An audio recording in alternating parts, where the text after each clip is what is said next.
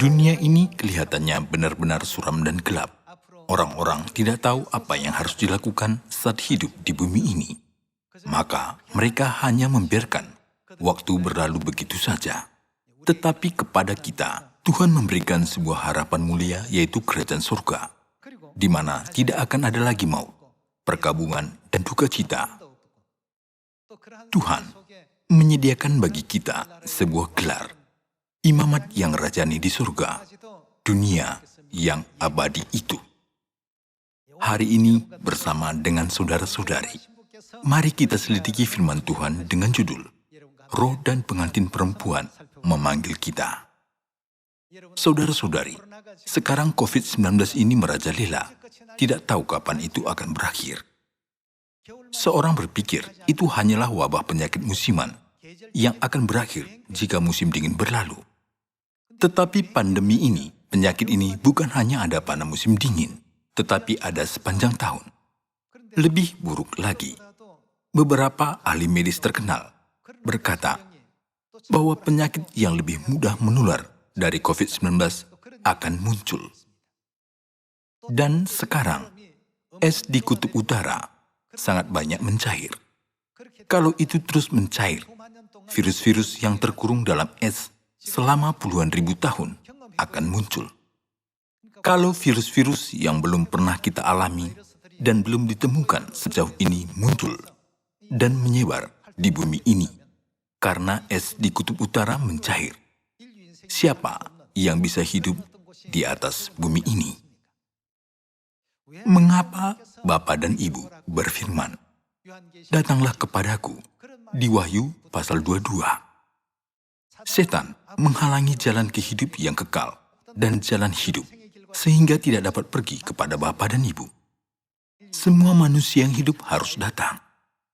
Kita semua akan datang untuk menerima perjanjian Tuhan, diberkati dengan janji hidup yang kekal, dan menjadi kita yang dapat memiliki harapan surga yang kekal.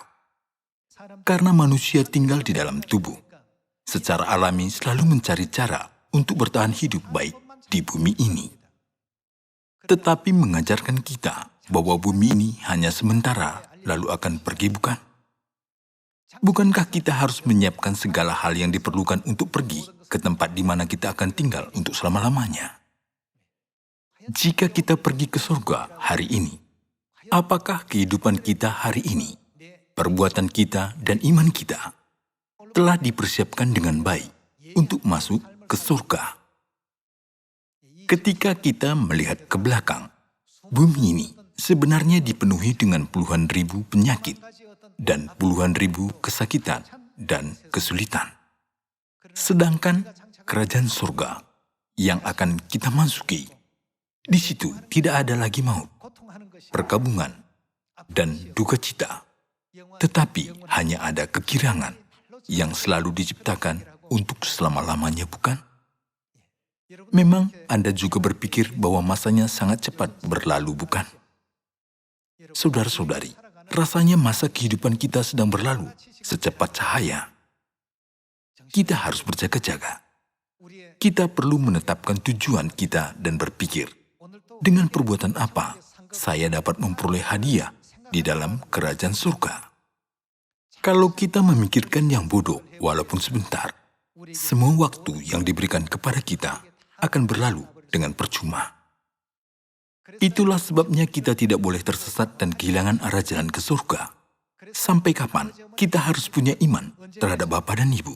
Sebab ada firman, orang yang bertahan sampai pada kesudahannya akan selamat. Saya berharap agar kita tidak kehilangan iman kita, melainkan menjalaninya sampai akhir. Mari kita baca Wahyu pasal 22 ayat 17. Roh dan pengantin perempuan itu berkata apa? Marilah. Dan barang siapa yang mendengarnya, hendaklah ia berkata, marilah. Dan barang siapa yang haus, hendaklah ia datang. Dan barang siapa yang mau, hendaklah ia mengambil apa? Mengambil air kehidupan dengan cuma-cuma. Dan firman apa berikutnya? Aku bersaksi kepada setiap orang yang mendengar perkataan-perkataan nubuat dari kitab ini. Jika seorang menambahkan sesuatu kepada perkataan-perkataan ini, maka Allah akan menambahkan kepadanya malapetaka-malapetaka yang tertulis dalam kitab ini. Dan jikalau seorang mengurangkan sesuatu dari perkataan-perkataan dari kitab nubuat ini, maka Allah akan mengambil bagiannya dari pohon kehidupan dan dari kota kudus, seperti yang tertulis di dalam kitab ini. Kita masuk ke sorga atau tidak, tergantung pada apakah kita memelihara firman-firman, seperti yang tertulis di dalam Alkitab, dan apakah melakukannya ataukah tidak. Jadi apa yang harus kita lakukan ketika roh dan pengantin perempuan berfirman, marilah. Kita harus percaya kepada roh dan pengantin perempuan dan pergi kepada mereka. Dan firman berikutnya, jangan menambahkan sesuatu dari perkataan dari kitab nubuat ini dan jangan menguranginya. Memang kita tidak boleh menambahkan atau mengurangi perkataan-perkataan lain, tetapi kita tidak akan pernah menambahkan atau mengurangi dari firman roh dan pengantin perempuan yang berkata, marilah. Firman ini bermaksud kita harus mencari siapa. Orang yang paling diberkati dalam sejarah manusia adalah orang yang mencari Tuhan Bapa dan Tuhan Ibu, yaitu roh dan pengantin perempuan. Orang yang menjaga iman dan bertahan sampai akhir di Sion, di mana Bapa dan Ibu berada, akan diselamatkan dan akan disebut kudus di dalam kerajaan surga, bukan? Mari kita menjadi orang yang seperti itu. Kalau begitu, mengapa roh dan pengantin perempuan berfirman, marilah dan ambillah air kehidupan dengan cuma-cuma? Dan di dalam wahyu dari Rasul Yohanes, satu-satunya yang memberikan air kehidupan adalah Roh Kudus. Dan siapa? Hanya pengantin perempuan. Kalau begitu, siapakah roh dan pengantin perempuan yang memberi air kehidupan itu? Mari kita cari tahu jawabannya melalui Injil Yohanes pasal 4. Pertama-tama, mari kita mengerti tentang air kehidupan terlebih dahulu. Ayat 14 kita baca. Tetapi barang siapa minum air yang akan kuberikan kepadanya, ia tidak akan haus untuk selama-lamanya. Sebaliknya air yang akan kuberikan kepadanya akan menjadi mata air di dalam dirinya, yang terus-menerus memancar sampai kepada apa? Hidup yang kekal. Di sini, aku menunjukkan kepada Yesus. Dan dikatakan bahwa air yang diberikan Yesus akan terus-menerus memancar sampai kepada hidup yang kekal. Air seperti apa yang akan diberikan Yesus? Kita baca ayat 5. Maka sampailah ia ke sebuah kota di Samaria yang bernama Sikar, dekat tanah yang diberikan Yakub dahulu kepada anaknya Yusuf. Di situ terdapat sumur Yakub. Yesus sangat letih oleh perjalanan. Karena itu, ia duduk di pinggir sumur itu, hari kira-kira pukul 12. Ayat 7. Maka datanglah seorang perempuan Samaria hendak menimba air, kata Yesus kepadanya, berilah aku minum, sebab murid-muridnya telah pergi ke kota membeli makanan. Murid-muridnya sudah pergi ke kota untuk membeli makanan. Seorang perempuan Samaria dari kota Sikar datang untuk menimba air. Ayat 9. Maka kata perempuan Samaria itu kepadanya, masakan engkau seorang Yahudi, minta minum kepadaku seorang Samaria? Sebab orang Yahudi tidak bergaul dengan orang Samaria. Jawab Yesus kepadanya, jikalau engkau tahu tentang karunia Allah, dan siapakah dia yang berkata kepadamu? Maksudnya, jika kamu tahu tentang siapakah aku, berilah aku minum. Apa yang ia berikan kepadanya? Ia telah memberikan kepadamu air hidup. Air hidup adalah air kehidupan. Di dalam Wahyu pasal 22 ayat 17, roh dan pengantin perempuan memberikan apa? Pada akhirnya, mereka memberikan air kehidupan. Dan di sini dikatakan bahwa air itu akan terus memancar sampai kepada hidup yang kekal. Dengan kata lain, hidup yang kekal diberikan. Kata Yesus, jika engkau tahu siapakah aku, engkau pasti akan datang meminta kepadaku air kehidupan. Perempuan itu terus berkata kepada Yesus, apakah engkau lebih besar daripada bapa kami, Yakub? Lalu Yesus berkata kepadanya di ayat 14, tetapi barang siapa minum air yang akan kuberikan kepadanya, ia tidak akan haus untuk selama-lamanya. Sebaliknya air yang akan kuberikan kepadanya akan menjadi mata air di dalam dirinya yang terus-menerus memancar sampai kepada hidup yang kekal. Jika engkau tahu siapakah aku yang memberi air kehidupan, engkau pasti akan meminta kepadaku hidup yang kekal. Oleh karena itu, roh dan pengantin perempuan yang memberi air kehidupan adalah dia yang datang ke bumi untuk memberi hidup yang kekal kepada semua manusia, bukan? Barang siapa haus, baiklah ia datang kepadaku dan minum dan menerima hidup yang kekal ini. Tuhan adalah satu-satunya yang bisa memberi hidup yang kekal kepada kita. Di dalam 1 Timotius pasal 6 benar-benar ditulis bahwa Tuhanlah satu-satunya yang tidak takluk kepada maut, tetapi hidup untuk selama-lamanya di dalam terang. Melalui kedua firman, di Yohanes pasal 4 dan di Wahyu pasal 22, kita bisa mengetahui bahwa banyak orang tidak tahu siapakah Tuhan, memperlakukannya menurut kehendak mereka, dan tidak meminta air yang memancar sampai kepada hidup yang kekal. Mereka tidak mencarinya. Kenapa? Karena Tuhan sudah datang sebagai manusia dan tinggal di antara kita. Rupanya benar-benar seperti rupa kita. Kita berada di tengah-tengah ketidaktahuan bahwa sesungguhnya Dia berdiam dalam terang dan bahwa Dia adalah Tuhan yang tidak berani kita bersama ataupun melihatnya. Perbincangan Yesus dan perempuan Samaria bukan hanya suatu hal yang terjadi pada waktu itu, tetapi suatu ajaran yang ditulis di dalam Yohanes untuk memberi kesadaran kepada kita, bukan? Hidup yang kekal hanya dapat diperoleh dengan datang kepada roh dan pengantin perempuan. Dan hanya Tuhan kita memberitahu agar kita datang kepada roh dan pengantin perempuan. Semua anak-anak surgawi harus mendengar suara dan pergi kepada Bapa dan Ibu, selalu mengharapkan kerajaan surga. Kita harus hidup menjalani kehidupan iman berharga, melakukan teladan yang indah, dan prinsip yang diajarkan kepada kita oleh Bapa dan Ibu. Saudara-saudari, lihat pada dunia ini. Kalau masa bakti presiden berakhir, apa yang harus dia lakukan? Dia harus mundur dari jabatannya. Tidak peduli betapa baiknya dia bekerja, jika sudah waktunya, dia harus pensiun.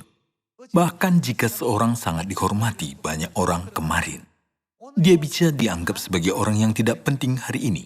Inilah kehidupan bumi. Hal-hal di bumi ini benar-benar sementara. Semuanya hanya sesaat saja. Di dunia ini, manusia hidup dalam batasan waktu dan ruang. Jadi kita perlu melepaskan semuanya ketika tiba saatnya. Tetapi kerajaan surga yang akan kita masuki tidak ada kesakitan. Dalam Tuhan, menghapuskan semua kesakitan, kesedihan, kesepian, dan penderitaan dari kematian, dan semua penyakit yang ada di bumi ini.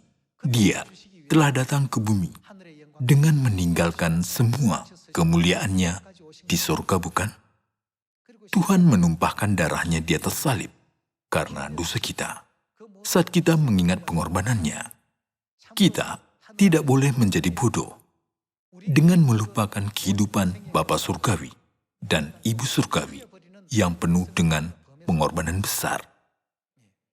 Sekarang dikarenakan oleh COVID-19, ada banyak keadaan di dalam setiap bagian, di mana kita tidak dapat datang ke gereja dengan bebas kurang lebih selama 6 bulan dan beribadah di rumah. Sebab itu, ada yang berkata, rasanya imanku menjadi lemah karena tidak pergi ke gereja. Saudara-saudari, kita harus masuk ke surga. Iman kuat karena pergi ke gereja dan menjadi dingin karena tidak pergi ke gereja. Itu sungguh-sungguh sangat menyedihkan. Baik datang ke gereja maupun tidak. Di dalam kehidupan sehari-hari kita harus selalu bergaul dengan Tuhan. Kita bisa masuk ke surga ketika Tuhan memegang kita. Bukankah begitu?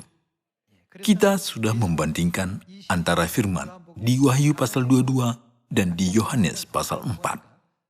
Kita mengetahui bahwa air kehidupan mengandung kehendak Tuhan dan rencana Tuhan untuk memberi hidup yang kekal kepada kita. Kata Yesus, "Jika engkau tahu siapakah aku, engkau akan datang meminta kepadaku air kehidupan." Itu berarti perempuan itu meminta hidup yang kekal. Namun dia tidak memintanya karena dia tidak tahu siapakah Yesus. Sekalipun banyak anggota keluarga memberitakan, "Percayalah kepada Tuhan, mari kita pergi ke surga," dan banyak memberitakan kabar baik, tetapi banyak orang mengabaikannya. Tidak menyadari kita layak diutus Tuhan kepada mereka. Mereka terus memandang bumi ini, tidak memandang dunia rohani. Karena hanya memandang bumi ini tidak menemukan cara. Mereka berkata, apa aku akan sehat jika makan ini, jika memakai itu, atau jika minum air merek ini? Berkatalah kepada mereka, jangan cari air merek itu, tetapi carilah air kehidupan. Kehendak Tuhan dan rencananya untuk masa depan kita yang gilang gemilang sudah disembunyikan di dalam air kehidupan itu. Dunia yang baik yang telah dipersiapkan ada di belakang adegan itu. Jika menaruh sedikit, menyimpan uang di tanah menjadi lega. Jika tidak punya apa-apa, gugup. Ada firman, Tuhan memberi makan kepada burung-burung di langit. Bukankah kamu jauh melebihi burung-burung itu? Kenapa kamu khawatir akan itu? Seharusnya kita berpikir, apakah aku sudah melakukan kehendak Tuhan hari ini? Apakah saya telah mengumpulkan berkat dan hadiah yang akan kuterima di surga pada hari ini?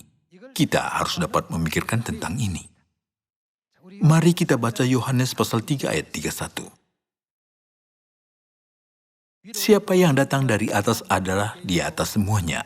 Siapa yang berasal dari bumi termasuk pada bumi dan berkata-kata dalam bahasa bumi. Siapa yang datang dari surga adalah di atas semuanya. Ia memberi kesaksian tentang apa yang dilihatnya dan didengarnya, tetapi tak seorang pun yang menerima kesaksiannya itu. Yesus mengatakan apa yang sudah dia lihat dan dengar di surga. Kehendak Tuhan bahwa roh dan pengantin perempuan datang ke bumi ini, memanggil seluruh umat manusia dan memimpin mereka ke surga. Walaupun dia bersaksi tentang apa yang telah dia lihat dan dengar, tidak ada yang menerima kesaksiannya itu. Siapa yang menerima kesaksiannya itu, ia mengaku bahwa Allah adalah benar. Sebab siapa yang diutus Allah, dialah yang menyampaikan firman Allah, karena Allah mengaruniakan rohnya dengan tidak terbatas. Bapa mengasihi anak dan telah menyerahkan segala sesuatu kepadanya. Barang siapa percaya kepada anak, ia beroleh apa? Hidup yang kekal. Tetapi barang siapa tidak taat kepada anak, ia tidak akan melihat hidup, melainkan murka Allah tetap ada di atasnya. Ketika disebutkan anak, itu bermaksud Yesus dan Kristus, bukan? Dan dia adalah anak domba dari perumpamaan. Barang siapa percaya kepada anak domba, ia beroleh hidup yang kekal. Tetapi barang siapa tidak taat kepada anak, ia tidak akan melihat hidup. Orang-orang di bumi ini hanya memandang bumi ini. Tetapi orang-orang surgawi harus memandang surga. Mari kita selalu memandang surga. Yang tinggi dan rendah di atas bumi. Memiliki sedikit lebih dan sedikit kurang. Perbedaan ini juga jangan terlalu dibesarkan. Orang yang terkenal, orang kaya, mereka semua meninggal dunia. Anda juga tahu, bukan? Mereka sukses di bumi ini, jadi mereka pasti hidup bahagia. Tidak begitu. Kebahagiaan ada di kerajaan surga. Tuhan sudah menyediakan semuanya di situ. Kalau kita terus mengikuti hayalan belaka di bumi ini, pada akhirnya kita tidak punya pilihan apapun. Tetapi hidup dalam kehidupan ini, di mana kita tidak dapat meraihnya. Tuhan mengingatkan kita akan kebenaran itu. Roh dan pengantin perempuan adalah jalan dan kebenaran dan hidup. Jadi, datanglah kepada mereka. Tetapi, tidak seorang pun pergi kepada Tuhan. Mari kita lihat adegan yang sangat menyedihkan di Yohanes pasal 5. Ayat 39 kita baca. Kamu menyelidiki kitab-kitab suci, sebab kamu menyangka bahwa olehnya kamu mempunyai hidup yang kekal. Tetapi walaupun kitab-kitab suci itu memberi kesaksian tentang aku, namun kamu bagaimana melakukannya? Tidak mau datang kepadaku untuk memperoleh hidup itu. Betapa menyedihkannya, bukan? Semua umat manusia harus pergi kepada roh dan pengantin perempuan untuk menerima hidup yang kekal. Saudara-saudari, saat setiap tahun berlalu di bumi ini, orang-orang tampaknya merasa sedih karena mereka semakin tua. Jika tidak ada kerajaan surga, dunia rohani, saya akan sangat sedih. Saya setuju itu. Tetapi, ada kerajaan surga bagi kita, bukan? Sekalipun berada di tengah kesulitan, jangan terlalu memikirkan kenyataan kesulitan itu. Ya, Tuhan telah memberikan surga. Tempat kemana saya akan pergi yang tidak ada kesulitan, tidak ada kesakitan, tidak ada penderitaan. Saya tidak perlu khawatir akan kematian. Saudara-saudari, kita tidak boleh melupakan kerajaan surga. Jangan lupa kerajaan surga dan jangan lupa Tuhan. Karena Ruh dan pengantin perempuan menjadi jalan dalam keadaan apapun. Saya berharap Anda semua tahu bagaimana mengikuti dan menaati jalan kehidupan yang telah Bapa dan Ibu jalani sampai akhir. Jalan kehidupan, hidup yang kekal. Mari kita lanjutkan membaca firman di Yohanes pasal 6. Ayat 54 kita baca. Barang siapa makan dagingku dan minum darahku, ia mempunyai apa? Hidup yang kekal, dan aku membangkitkan dia pada akhir zaman. Barang siapa makan dagingku dan minum darahku, ia mempunyai hidup yang kekal, dan aku akan membangkitkan dia pada akhir zaman. Janji Yesus. Pada saat kedatangan Yesus pertama kali, setiap orang yang makan dan minum daging dan darah Yesus beroleh janji untuk hidup kekal. Sama seperti itu, orang seperti apa yang akan hidup pada saat kedatangannya kedua kali dan saat kebangkitan? Hanya orang yang makan daging dan minum darah anak manusia, yaitu orang yang memiliki iman setia terhadap Roh dan pengantin perempuan, diberikan janji untuk hidup yang kekal, bukan? Paskah adalah sebuah peraturan yang sudah ditetapkan Tuhan. Walaupun sudah mengetahui Matius pasal 26, mari kita baca lagi untuk memastikannya. Ayat 17 kita baca. Pada hari pertama dari hari raya roti tidak beragi, datanglah murid-murid Yesus kepadanya dan berkata, "Di mana engkau kehendaki kami mempersiapkan perjamuan Paskah bagimu?" Jawab Yesus, "Pergilah ke kota kepada Sianu dan katakan kepadanya, pesan guru, waktuku hampir tiba. Di dalam rumahmu lah aku mau merayakan Paskah bersama-sama dengan murid-muridku." Lalu murid-muridnya melakukan seperti yang ditugaskan Yesus kepada mereka dan mempersiapkan Paskah. Ayat 26 kita baca, "Dan ketika mereka sedang makan, Yesus mengambil roti, itu roti Paskah. Mengucap berkat, memecah-mecahkannya lalu memberikannya kepada murid-muridnya dan berkata, 'Ambillah, makanlah, inilah apa? Inilah tubuhku, yaitu dagingku.'"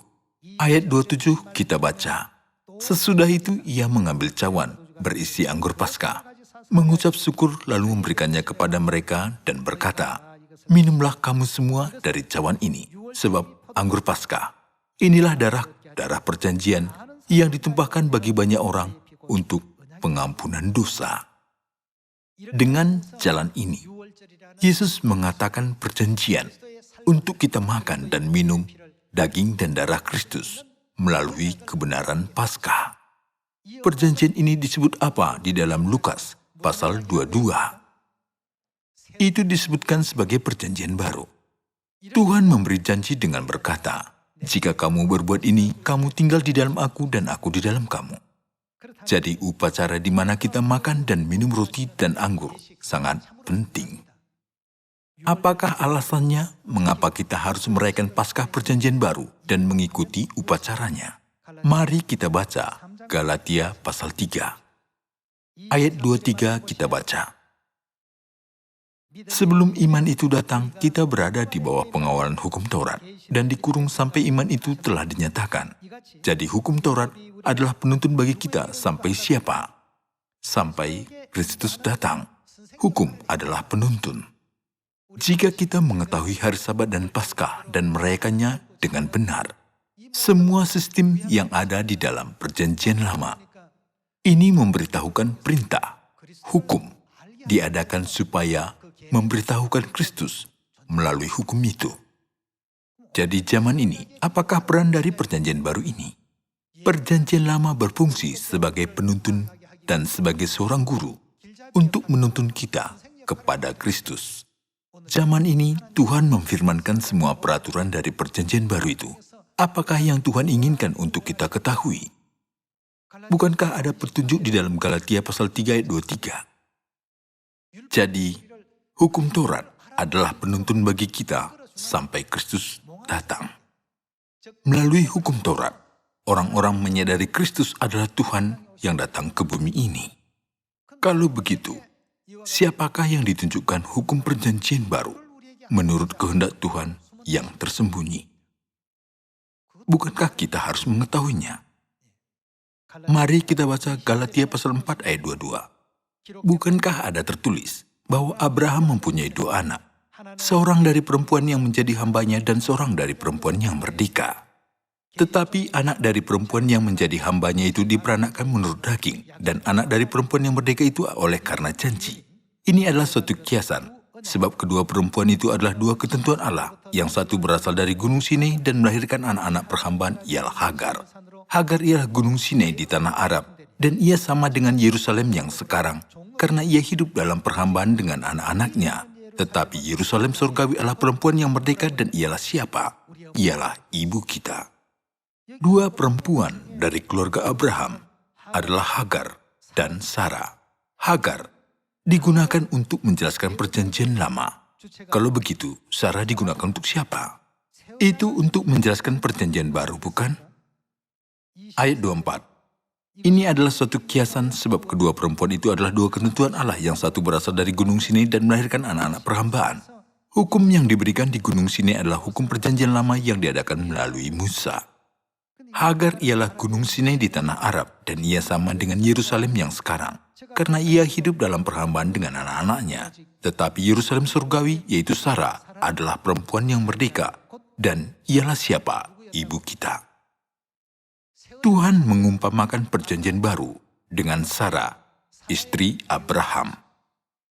Pada akhirnya Sarah diberitahukan, mengingatkan kita bahwa dia ada di bumi ini sebagai ciptaan yang memberitahukan ibu kita. Ada kehendak Bapa untuk kita menemukan ibu surgawi. Kenyataan perjanjian baru. Melalui perjanjian baru, Sarah adalah sebagai pengingat yang memberitahukan keberadaan ibu surgawi kita di atas bumi ini. Bapa adalah Kristus yang datang ke bumi ini untuk menyelamatkan umat manusia. Ada satu firman yang penting yang telah ditinggalkan oleh Bapa. Elisa mengikuti Elia, Yosua mengikuti Musa, Petrus mengikuti Yesus, dan aku mengikuti siapa? Karena Bapa telah berfirman, aku mengikuti ibu. Tentu saja, itulah ketetapan untuk kita mengikuti jalan ibu, bukan? Dengan melakukan itu, kita tidak boleh melepaskan kehidupan mulia yang akan kita miliki di masa depan, yang sudah Tuhan sediakan untuk kita. Saya harap hari ini, kita semua terus berlari dengan semangat menuju kemuliaan dan masa depan yang terang, di mana ibu pergi mengikuti Bapa. Saya menutup khotbah ini. Terima kasih.